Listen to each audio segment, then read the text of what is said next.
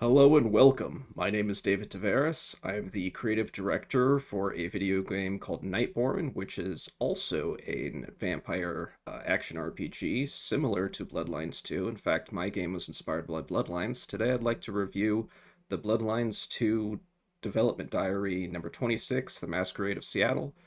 I am reviewing this one in particular because it shows a lot of interesting stuff about Bloodlines 2. I'm quite interested in this game. In fact, I tried to get on the development team back when it was in Hardsuit Labs' hands. Now it's in the Chinese room's hands, and they kept it all secret up until actually fairly recently, just last year, that they were even developing their version of this game. But let's get into it and see what they're saying about the Masquerade of Seattle. I was actually unsure if they were going to institute a masquerade system, and it looks like they've been able to create a system of their own that's both different than the tabletop and the original Bloodlines is a masquerade system, which had a slightly different variant, but also will work pretty well in a video game. It seems inspired by some other criminal systems that you would see in a lot of other types of games. Let's get into it. Um, so they reference that they about building their Seattle. The Bloodlines 2 takes place in Seattle. I actually moved to Seattle initially when I was starting my game dev journey, and I've since moved out, but I'm still in Washington. So I know Seattle pretty well. I like what I'm seeing so far. Let's look at what they've done. Apparently, there are um, limits to their masquerade. Once you hit full breach, you are just staked. This is similar to the first Bloodlines, where there would be a cutscene where you're just taken to the theater and have your head lopped off. This is showing a staking animation. Let's watch this.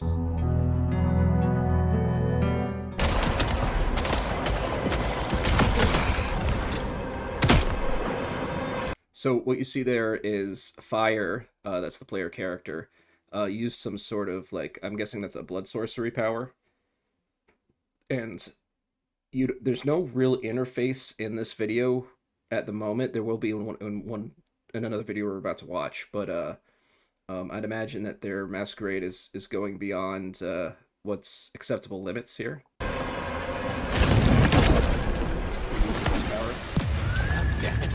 Stake your heart from behind.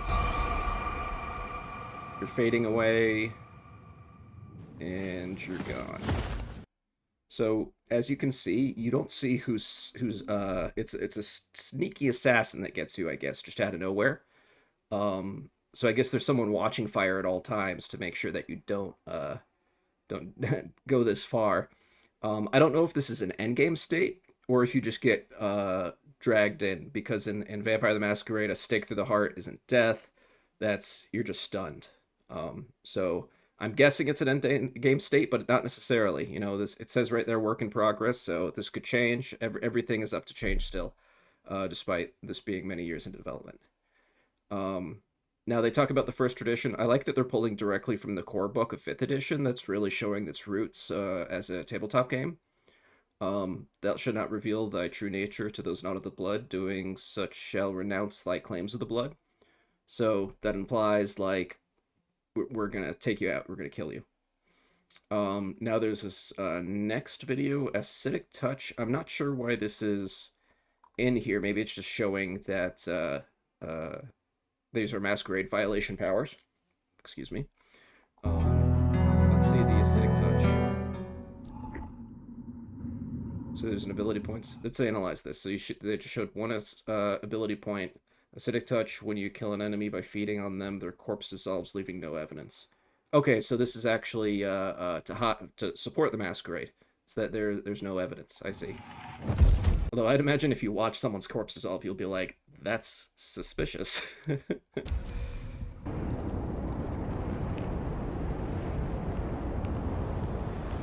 there's a bunch of people around here in a Seattle alley.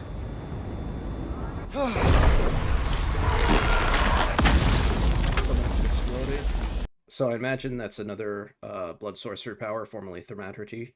So they're like a blood boil or something like that made him explode. That would be a huge masquerade violation. Now there's no UI in this shot either, but I imagine that the red's pumping up there. These people are gonna run away. Got exclamation points over their head. That's very UI heavy when it comes to the NPCs, but there's no UI currently on the screen here. That's interesting.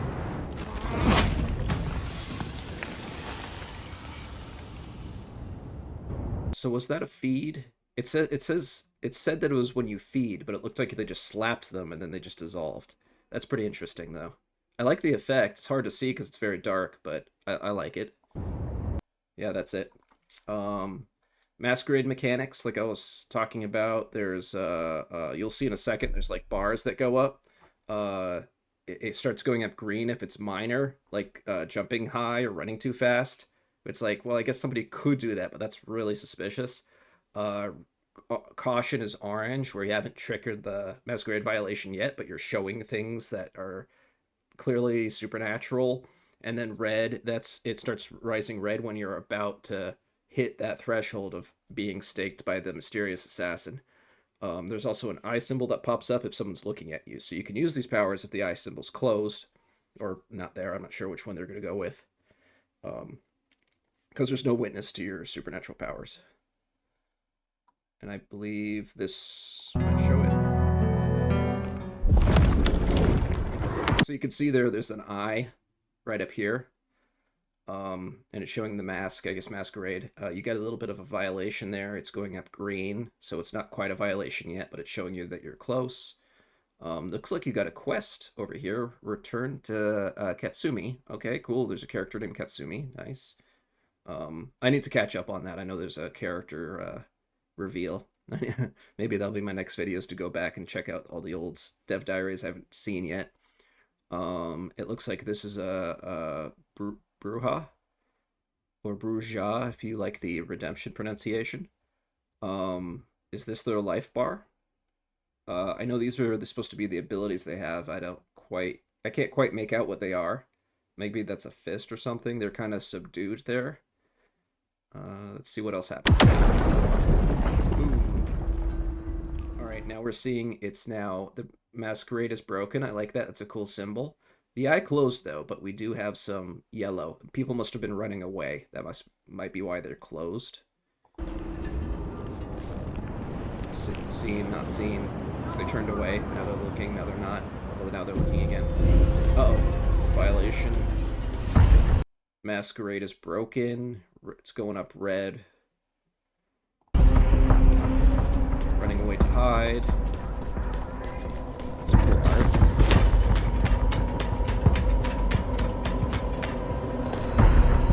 Now, in the video, they talked a lot about verticality, which I think is an interesting aspect. There's a video at the end that I'm not going to go all the way through, but I'll quickly summarize.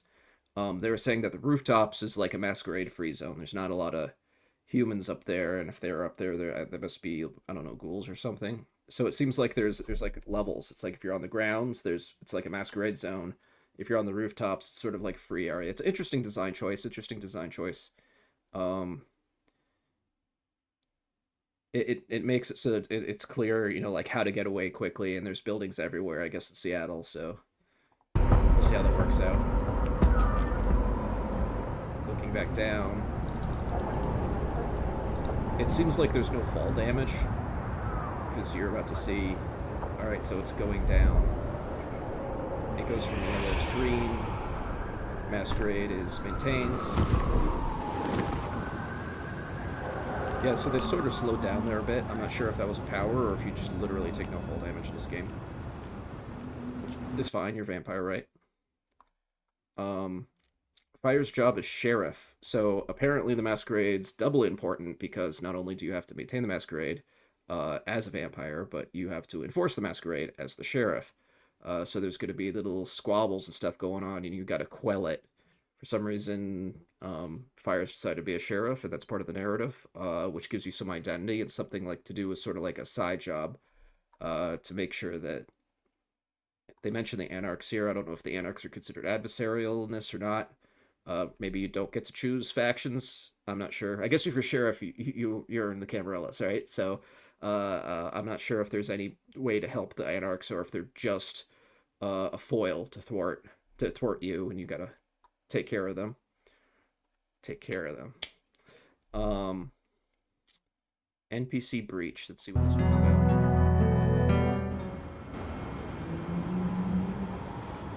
I like the snow.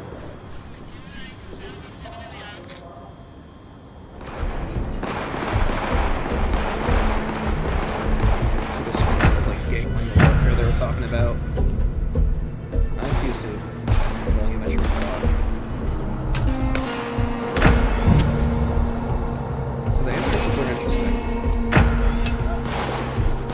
They seem to have a lot of like gamey quick movements.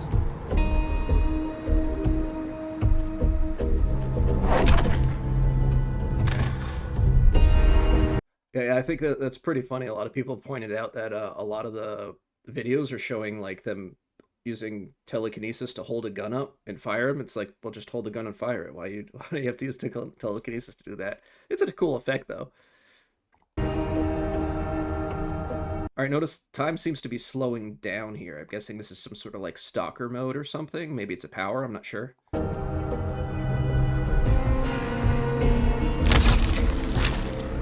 Quick feed. Next snap. In the original Bloodlines, even in combat feeding, it takes time. You had to suck blood. It seems like this is in this game they've opted for like a quick feed and kill. That way you can maintain stealth and go. Maybe this character has the power brutal feed. That'd be interesting if that's how it works, and that's what we just saw. Districts of Seattle. I love Seattle. So they definitely condensed it here. Let me see if the next one. No, it does social feeding next. Actually, let me jump all the way to the bottom. So I'm not going to watch this whole 27-minute video right now. You could go ahead and do that if you'd like. But I did notice that the map is all the districts. All the districts that they mention, it shows like we've got like this financial portion is districts, Chinatown. uptown, This is the entire downtown, world. some Chinatown in there as well with Uptown, industrial. So yeah, a nice contrast between the financial, different vibes of those areas. Yeah, interesting like atmosphere as well, which is a big downtown part of west, VTM and Bloodlines One. downtown As you south, said about the traversal as well, it's kind of interesting. It's different from the original industrial. It's Bloodlines a One. tiny We've industrial. got our own traversal system that hopefully will allow you to feel more. So those areas, I can pull it up here. Um, Again, work in progress. This is subject to change. This map looks super small to me, but they did say it has that verticality, and also who knows how many of these buildings you could go to. Who knows if there's levels that you go outside of this area as well. Who knows if there's like a huge subterranean area as well as the Seattle Underground. That'd be cool if the verticality went under the ground. Um, if you know Seattle at all, it looks. I mean, the buildings kind of look like they show, but the this map does not match up to anything that's actually in Seattle. This is a fictitious Seattle. My game does the same thing with New Orleans. I have fictitious New Orleans. It does not going to match up to the real map. But let's look at some things that are real, like this conservatory. This conservatory is the real life version is nowhere near downtown. This is like butt up against downtown. So this is Google Maps. Um, you've got the downtown here. This isn't a criticism, by the way. This is just explaining how you can actually like make the feel of a city by condensing it rather than having an actual authentic geography. So this is downtown Seattle here. The conservatory is way up here, so it's not even close to the area. But they did capture some of the elements here because the conservatory building right here kind of looks similar in shape. And there's like a roundabout here, and there's other aspects like there's a reservoir, and there's this tower with a circle around it. There's also this waiting pool that's a circle. I'm not sure which ones these circles represent. Like this might be a statue, and this looks like a tower, or maybe this is the tower, or they could just have made up an entirely different thing. But this is definitely a key part of Seattle that if you saw it, it'd be memorable to you. The Glacier Hotel, there's a lot of like really old school hotels that are really in Seattle that look a lot like that. There's places like the Wake the Dead coffee shop. There's a lot of coffee shops, of course, in Seattle. You know, home of Starbucks, right? That will look similar to that. Let me actually type in cafe here. Yeah, like some of these cafes here. Where's the one I wanted to? If I hit enter again. There we go. Zeitgeist Coffee. That's one that looks a lot like the coffee shop that they're showing. But there's a couple others that they did a little mashup of. Where's the tower? Weaver Tower. Like that could be like in part. There's a big famous tower here.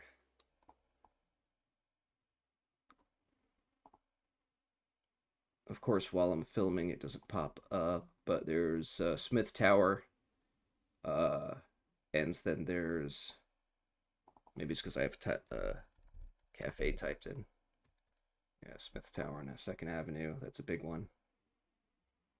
Right there. And there's also, I'm not sure if they're gonna, they had a nice model in the Hardsuit Lab version of the former Marine Hospital. This building. It's actually really cool looking. It's super imposing at night. I hope they still have that in there. I'm not sure they do, but maybe Weaver Tower sort of represents that building as well. I'm not sure. I think it's interesting that I don't know if this is a place called Haven or if it is your Haven. I'm assuming it's your Haven. I think it's cool that it's like right across the street from the police station. That's a little fun. Let's go up to this video that we skipped. NPC breach. Right here, social feeding. So there's two types of feeding. There's that quick feeding that we mentioned, where it's just like and then there's the social feeding. Why don't we go somewhere and work out for a bit? The animation.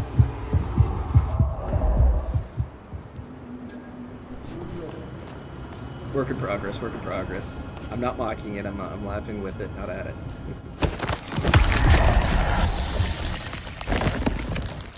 So you see someone's watching you feed, so it went straight to Masquerade Breach. And it's taking longer. You see, I'm not seeing where the blood pool meter is. And this is a Tremere. That's another animation I like, the press of the face. The ugh. Get off of me, I'm finished feeding on you. She's like looking at him. Fun animations. Fun animations. Something else I noticed there is that bonus to resonance. What was it? Sanguine resonance, because the prostitute. 75, whatever 75 means. And then 10 XP. If you know the tabletop game at all, 10 XP is huge. So they are obviously using their own system here. It would be like completing 2 campaigns to get a 10 XP at once, you know. But you know that's standard. A lot of games going from tabletop to video game have to develop their own system to fit what they're trying to design.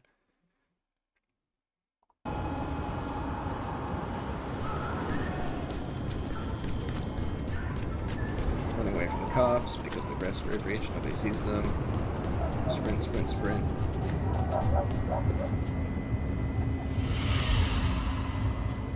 All right. Yep. And yeah, that's the Masquerade system. I like it a lot. I think there's a lot of potential here. I can't wait to see what they do next. Which apparently upcoming next is the Cast Immortals. Thank you. If you're interested in my game Nightborn, which is its own original IP, I don't have clans, but I've got lineages, and I've got a lineage quiz that I'm going to link below. Nightborn is coming to Steam and the Epic Games Store, and we're also ramping up to a Kickstarter. Once I get the demo ready, I'll launch that Kickstarter so you guys can all get an idea of what you are in for. And it is actually not quite like what the direction Bloodlines 2 is going into, but I'm interested in this game, so let's see how they progress. Thank you. Bye.